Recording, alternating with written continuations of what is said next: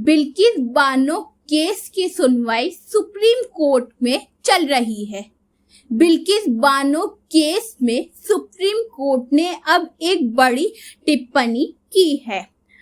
Supreme court ने कहा है कि हर दोषी एक जैसा नहीं होता है और कुछ लोग तो दूसरों के मुकाबले विशेषाधिकार जैसी स्थिति में होते हैं। सुप्रीम कोर्ट ने गुरुवार को बिल्किस बानो केस के दोषियों की रिहाई को लेकर ये बात कही।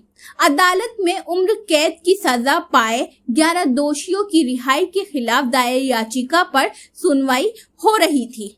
इन लोगों पर बिल्किस बानो से गैंगरेप करने और उनके परिवार के सदस्यों की हत्या करने का आरोप सिद्ध हुआ था। जस्टिस बीवी नागरत्ना और जस्टिस उज्जवल भुयान की बेंच में इस बात को लेकर सुनवाई चल रही है कि गुजरात सरकार के पास दोषियों की समय पूर्व रिहाई का अधिकार है या नहीं। बेंच ने सुनवाई के दौरान कहा कि बिल्किस बानो केस के दोषी उन लोगों के साथ अपनी तुलना नहीं कर सकते जो अपनी सजा के दौरान कभी पैरोल पर जेल से बाहर ही नहीं गए। एक दोषी का पक्ष रखते हुए सीनियर एडवोकेट सिद्धार्थ लूथरा ने कहा कि इन लोगों में बहुत सुधार आया था। जेल के अंदर इनका व्यवहार काफी अच्छा रहा।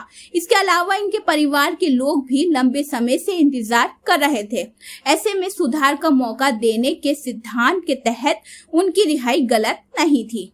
वकील सिद्धांत लूथरा ने कहा, जेल के अंदर पूरी जिंदगी गुजारना कठिन होता है। ये लोग बीते 15 सालों से जेल में बंद थे। इनके परिवारों के लोग बाहर इंतजार कर रहे थे। इन लोगों का इंतजार था कि जेल से बाहर आएं और फिर सुधरे हुए इंसान के तौर पर जिंदगी बिताएं। सुधार ही तो न्याय की अहम कड़ी है। हालांकि इससे अदालत संतुष्ट नहीं दिखी। बेंच ने इस तर्क के जवाब में कहा, लेकिन इस मामले में ये लोग कई बार जेल से बाहर आए। कुछ कैदी ऐसे होते हैं जिन्हें दूसरों के मुकाबले ज्यादा अधिकार मिलते हैं। ये अहम बिंदु है जिस पर हम बात करना चाहते हैं। अदालत में पेश रिकॉर्ड्स के मुताबिक इन 11 अपराधियों में से कई ऐसे भी थे जो अपनी सजा के दौरान करीब 1100 दिन तक जेल से पैरोल पर बाहर रहे। बेंच ने कहा कि कोई भी समय पूर्व रिहाई की पॉलिसी को लेकर बात नहीं कर रहा है। सवाल इस बात पर है कि कैसे इस नियम का इस्तेमाल किया जा रहा है और किन लोगों के लिए हो रहा है। इस पर वकील ने कहा कि ये लोग 15 साल तक जेल में बंद थे। ऐसे में 1.5 दशक बाद यदि ये लोग सुधार के लिए बाहर निकलते हैं तो इसका स्वागत होना चाहिए।